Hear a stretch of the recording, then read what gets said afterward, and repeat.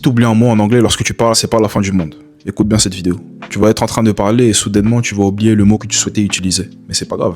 Parce qu'il y a beaucoup de personnes qui vont s'arrêter à ce moment-là, qui vont bugger, bloquer, se mettre à paniquer, alors que non, ça n'a pas lieu d'être.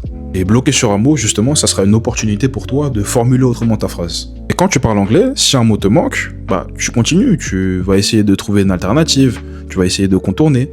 Je vais donner un exemple. Imaginons que je souhaite parler du mot chien, qui en anglais se dit dog. Si j'ai oublié ce mot, par exemple, je peux trouver une alternative. Je vais dire pet. Pet, ça veut dire animal de compagnie. C'est la même chose qu'en français, sauf que bien évidemment, en anglais, tu auras tendance à avoir moins de vocabulaire qu'en français. Mais il y aura toujours des alternatives qui te permettront de retomber sur tes pattes. Faites le lien là, chien, patte. Et dis-toi que les personnes, elles sont pas forcément bêtes. À partir du moment où elles auront compris le début de ta phrase, elles vont forcément te comprendre. Parce que la communication ne va pas dépendre d'un mot en particulier. Ça dépend du contexte, de l'entièreté de la phrase. Pour d'autres vidéos comme celle-ci, n'hésite pas à t'abonner et à liker cette vidéo.